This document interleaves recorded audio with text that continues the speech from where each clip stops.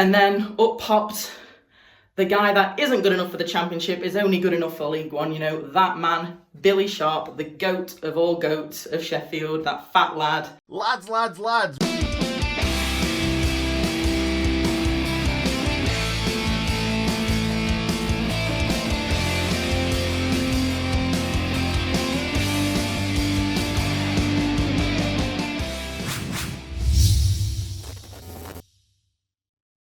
Pre-game, the talk was all about who was going to start at wing-back, who was going to start up front, should we play Bogle, a left-footer on the right, should we bring in someone who's actually left-footed, is Max Lowe fit, is Max Lowe any good at professional football? Arguably a bigger question.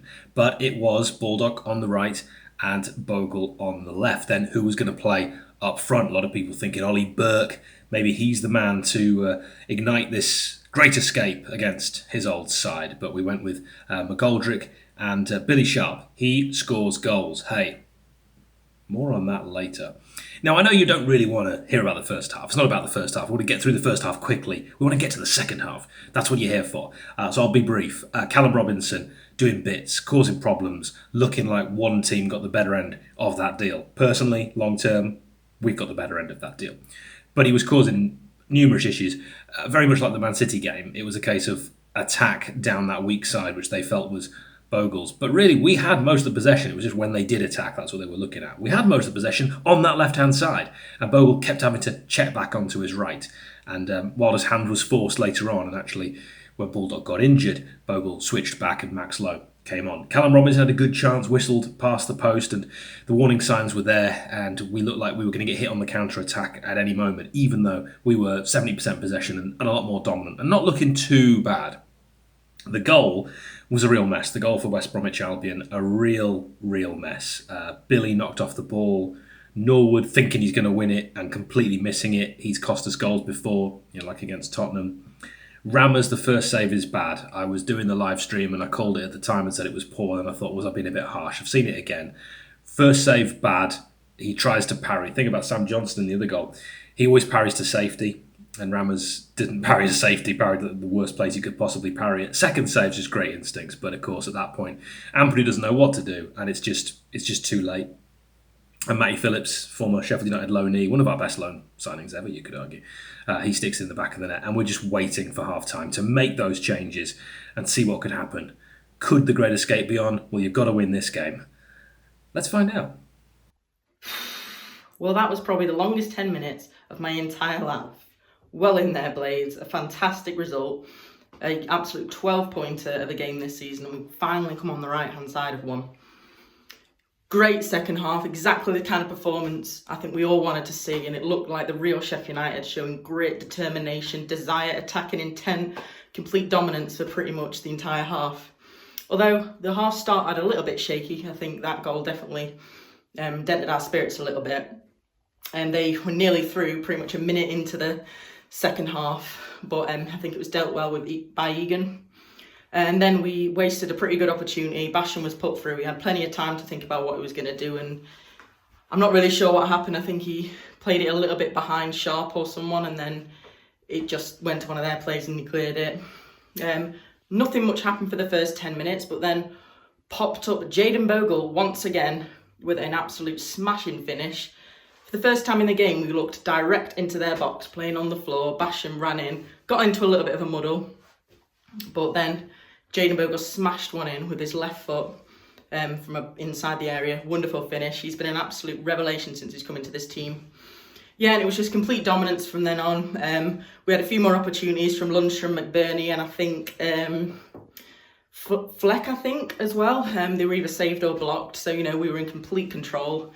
Then what I think was probably the moment of the match was Ramsdale's stop from Callum Robinson. An absolute fantastic reaction save. And it's no stretch to the imagination, that save was as good as 3 points. If we'd gone another goal behind, I don't think we'd have come back from that, guys. I think that would have probably been, that would have dented our spirits way too much. So that was an absolutely fantastic save, carrying on his great form from last week. And then up popped the guy that isn't good enough for the Championship, is only good enough for League One. That man, Billy Sharp, the goat of all goats of Sheffield, that fat lad. a most Billy Sharp goal you're ever going to see in your life. An absolute, just a stab, and it was a great goal, and I think that relieved a lot of pressure from all of us. Like, it was fantastic, a really, really good moment. And yeah, we pretty much saw the game out from there. Solid defensive performance in midfield, got stuck in. There wasn't much trouble from them. No more chance on even end, really. Just a quick mention, Chris Basham was an absolute catalyst for that second half. Did not look backwards once, was constantly going forward, looking for that forward pass, looking for the overlap. Fantastic to see. And also McBurney, completely new outlet in that second half, gave us a direct approach, which I think we were definitely missing in the first half. But you know what, that could be, you never know, could be a turning point for this season, but let's keep our fingers crossed. Some more massive games coming up. Come on, you Blades! So I was on the bench today for Fans React as part of the squad rotation. I'll take that one on the chin, but I wasn't going to miss out on a win. All about the Bs for the Blades today. Billy, Bogle, Bash, brilliant. Believe, Blades, believe. Well, goodness me, that's taking it out of me. I think that is actually the most that I have ever shouted watching a game at home, so to speak. And it was abusive and it was joyful in equal measure and divided pretty much down the middle. So apparently I am supposed to give marks out of 10 and give a little comment about each player. Could be interesting. Okay, so start with Ramsdale, and I've given him 8. And that is because I don't think you could blame him for the goal. Some people were. Bit unfair. And, I mean, goalkeepers union and all that. As you can see, I'm going for the Paddy Kenny look at the moment, but looks can be deceptive. So I'm giving him 8 because he actually punched successfully a couple of times, and also that point blank save that he made from Robbo. Okay, it might have been given as marginally offside, but the good thing was when he did that, my BT Sport was on the blink, so I actually missed it. So I didn't have to go through all the worry and panic of seeing it all act out in front of me. So Rammers gets 8. Baldock, I've given him 6 because he came off just before half time. And of course we weren't brilliant in the first half, but he was getting forward. He was doing his usual Baldock type thing, and really I don't. Okay, he was a bit. He wasn't there when the goal went in the right back position, but I'm more inclined to blame Norwood and Basham for that. More on that later. But Baldock substituted just before half time. Unfortunate. 6. Bogle, 8.5. All over the place in a good way. Absolutely brilliant. When he was either at left wing back or right wing back, but especially when he was at right wing back, because I don't think he was playing as a defender. He was actually just, him and Basham were just everywhere. And that goal that Bogle scored, when Basham sort of made his run into the box, and then it all happened so quickly. I mean, he was on it like a flash, and to see the net bulging before I'd even realised what had actually happened, it was a joyous occasion, because I was just screaming at somebody, get a shot off. Oh, hang on, it's in. So Bogle I thought was fantastic today, and that be whether he's left wing back or right wing back. And it's worth noting that he's supposed to be a right-footed player, I believe, but that goal he smacked in with his left foot. 2-footed, always good to have. Basham, I've got to give him 9. Man of the match. He'd have probably got a 10 if it hadn't been for his slight mishap with the with West Brom's goal, but especially in that second half, he was just immense. Especially when he seemed. It's almost like when a player gets given a free role by the manager. It's not normally something you say to a centre half. Have a free role, son. Basham was everywhere.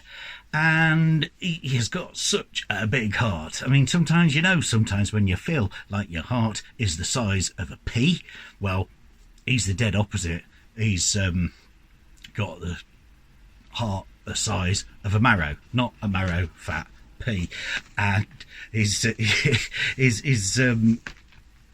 his role for the first goal was just tremendous stuff, and then defending as well. Once we'd gone 2-1 up, I love the bloke. I absolutely love him to bits. What a hero! What a legend! Chris Basham. Mwah! Egan. I've given Egan 7. Mainly because I didn't really notice him, although I admired his foul. I admired that foul he did, where he does the obligatory foul, doesn't he? Where he has to chop somebody down. And thank goodness he's got past red cards and yellow cards to get himself suspended. So yeah, he didn't do a huge amount. He didn't do a huge amount wrong. So can't really criticise him there for anything, and he's solid, isn't he? He's solid and he's consistent, and consistency is something that we have been sadly lacking this season. Ampadu, he actually had I loved it when he tried that shot from distance. We don't do that enough, do we? So to see one of our centre halves doing it, and I'd originally given him 7.5, but you know what? I think I should move it maybe up to 8, just because his increase in form, his improvement in form, has coincided with our improvement in results, and from him being told on the forum. A few months ago, when he was described as Nesh, well, I think he's advanced remarkably well from then, and definitely could not consider him to be Nesh now, and he looks quality. He is a quality player. Who needs Jack O'Connell? I never thought I'd say that. Ignore that, I didn't really say that. Jack O'Connell, Ampadu, nice problem to have. Lunny. I'm beginning to warm back to Lunny again. It's obvious now that he's not going anywhere. Well, he's not going to go anywhere because the transfer window has slammed shut, and Lunny is still with us, so he's not been a Mardy Boo anymore, and his performances are improving. He still annoys me every now and again with his lackadaisical appearance. He looks to be a bit too languid and relaxed sometimes, but boy, he certainly put himself about again in the second half. Wonderful, and good to see Lunny back to something like he was last season. So Lunny, I'm giving 7.5. Well done, Lunny. You'll be here a bit longer yet, son. Oh yes. Norwood is getting a 5. The other week, that disastrous game against Spurs, I gave him 1. So there's an improvement there. I've made a note here that he had a corner on target. It was one of those corners, a bit like the one against Crystal Palace away last season, when the goalkeeper dropped it over the line, which I think Norwood should have had as a goal, because it was on target. It was going in. If the goalkeeper hadn't caught it and then dropped it, it would have gone straight in anyway. So he had one a bit like that got very, very close to their goalkeeper, who just managed to punch it away. So Norwood, corner on target.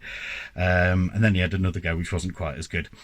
And then I've put expletive Norwood for when he gave the ball away that led to the goal, or more that he neshed a tackle. Sheffielders don't like neshes. So Norwood 5, and I wasn't surprised, when he got substituted at half time. And I was also pleased to see that it was McBurney that came on. Very positive. Fleck back to his best. Well, nearly his best, because at his best he would have been a 9, but we'll give him an 8 this time. Well done, Flecky. 8. He's looking like the business again, and he did put in a fantastic cross in the first half that just got whipped off Didsy's toe, which was looking like it was going to end in a goal. But Flecky again, for a little bloke, he done half put himself about a bit. I'd like him on my side. If he were my dad, I'd be saying, yeah, my dad might not be bigger than yours, but he'll hammer you. Sharpie, about to get substituted when he scored. That's what all good strikers do, don't they? Like, to the manager. So Sharpie, I've given him an 8. He's probably got an extra mark just for the goal. But what a goal outside of the boot. It was only going one place as soon as he got to it. Beautiful, beautiful. Billy, I absolutely adore you. Of course I do. We all do, really. And despite the fact that we're thinking he's finished, he's done, no, he keeps popping up with goals, and long may he continue to do so. Billy Sharp, 8 out of 10. Didsey, I've gone for 8 for Didsey as well, because he is a quality player, isn't he? I live on this really dodgy road, right? In fact, that was actually the highlight of the first half, was that someone was going up and down the road shouting their head off with a big iron bar. It happens quite a lot down here. And I'm in Stanwell in Middlesex. It's like the bit of Surrey that they'd like to give back to Middlesex. And so that was when Robbo, I missed Robbo nearly scoring in the first half because I was too busy looking at this bloke with no shirt on with an iron bar. Anyway, digress. Up the road, there's a red Bentley, which is about as out of place on Viola Avenue as Didsey is in a struggling Premier League team. Didsey is a Bentley. He's a Rolls Royce. He's brilliant. He's beautiful to watch. And I'd love to kiss him on his big bald head. Okay, substitutes. Lowe, 6.5. His first touch was a misplaced pass that went out of play, but he started to grow a little bit. Snatched at a few crosses when he should have taken his time a bit. But 6.5. He by no means looked out of place towards as things improved in that second half. So, okay, nice and lowy. Just keep it up. McBurney, I've given 8 just because he goes for everything. He never stops, does he? Come on, McBurney. People might moan about him as well because he hasn't scored 20 goals a season or anything like that. But what a shift he puts in. He puts in an absolute shift every time, McBurney. It does annoy me with his shin pads that virtually don't exist, but I can forgive him that. If he keeps putting in. And the amount of... Again, we do often miss McBurney with his defensive contributions because look at how many headers he wins when they pump a ball into the box towards the end of a game. So McBurney, again, 8 out of 10. Burke, 7 out of 10, just because it was what we needed. Just somebody with legs to run and just hold things up. Just when I say hold up, I mean like slow things down from their attacking point of view. So, if we'd have had one at slow coaches on, ball goes into their half, then they're straight on the attack again. But with Burke running them down, then, they've always got that on their mind. And I'm sure he was the reason why a lot of their long punts forward towards the end were rubbish. And that's great to see. Chris Wilder, I'm giving him 8 out of 10. You know what? What I will miss is when we get crowds back, is not being able to hear Chris Wilder. This time, the one that I noticed the most was when he was shouting at Bogle, "Come to the ball, Jaden! Come to the ball!" And I think I heard him swear at least once today. That's quite good for Chris Wilder. Oh, can I just say, in response, I spent the last 20 minutes, right? I spent the last 20 minutes of that game on the exercise bike downstairs, which I need to do because I've still got a poorly knee, by the way, from when I knackered it last season, do you remember? And that's I need to get back on the exercise bike, and there's nothing better than going on the exercise bike for 20 minutes when United are trying to run down the clock. Boy, it was hard work in every possible sense of the word, but I am so relieved. I have never shouted so much when I've been in the house on my own. I have never sworn at the telly so much. I have probably upset all the neighbours. But you know what? I don't care. The Blades love you. Well then, positives and negatives. Looked like it was only going to go one way after the first half. I thought we'd be talking extensively about the negatives and our failure to capitalize on a good opportunity. And thankfully, the second 45 minutes has proved me wrong. So it started out looking very reminiscent of when these two clubs played in the championship, feeling each other out, really no major efforts towards goal. ended with United just putting their foot on the gas and putting their foot on West Brom's throat at the end of the day as well. Let's start with your negatives. Ollie Norwood. Whew. Just when we thought you were maybe ascending back to the heights of the previous few years, you really disappointed us there by not doing your job in the middle of the park. And it doesn't take much these days for teams to capitalize on our mistakes, it seems. Ramsdale maybe could have been a bit stronger pushing that ball back out and not allowing the rebound, but I think that might be nitpicking on the young keeper there. And we go into the break 1-0 down. Another negative, obviously losing George Baldock to what appeared to the naked eye to be a hamstring injury. That's offset by the positive play of young Jaden Bogle. I texted my old man a couple weeks ago. I said, we've got a player. And I still don't know where his best position is going to be, but Jaden Bogle can play football. And his poise and his confidence in taking that shot and scoring that equalizer epitomizes what we need at this club. And so if we are going to lose a player like Baldock for any length of time, I think we can all be confident that we've got a guy who can fill in Bogle. And quite frankly, it's going to be hard for Baldock to get his place back if Bogle keeps playing the way he's been playing. Another positive, Mr. Sheffield United, Sir William of Sharp, as he's been called. Goal scorers score goals, and goal poachers know what position to be in to latch onto balls. Billy Sharp's not going to hit you with these Dennis Bergkamp-like worldies anytime, but he's going to be where he needs to be to score the important goals. And we haven't had a more important goal than this season. And the last time we had a goal as important as that at Bramall Lane was Billy Sharp taking the penalty against Newcastle. So right place, right time.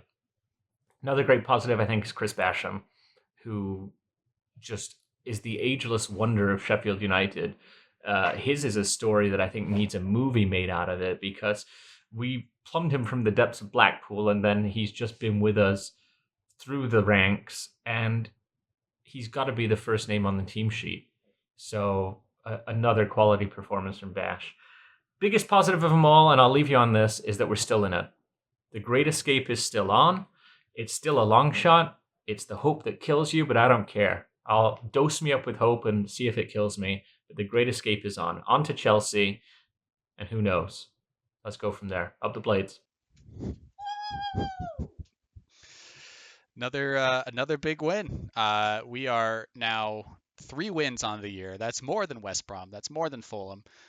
We've got all the momentum now into February, some big matches coming up. So where does this team go from here?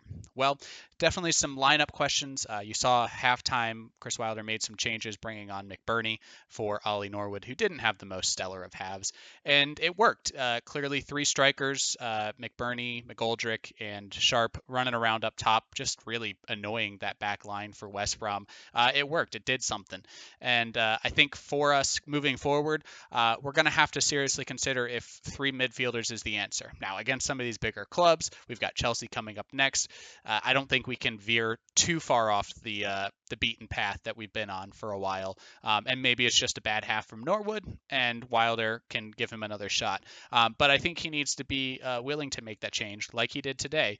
If it looks like it's not going to work out for us, just make it the change, bring him off, put somebody else on. Unfortunately, we just don't have any other healthy bodies right now to slot into that midfield role. It would have to be a striker like McGoldrick or McBurney dropping a little deeper in that number 10 role. Another big thing that we're going to have to look at going forward is our wing backs.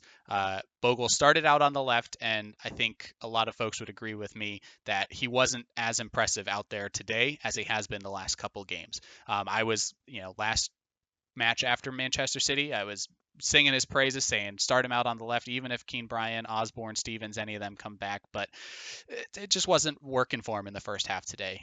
He didn't actually cross the ball into the box from that side. And even if he did, he still has to cut in onto his right foot. And the defenders today, West Brom, were showing that every single time, showing him the left foot that he wasn't going to cross to.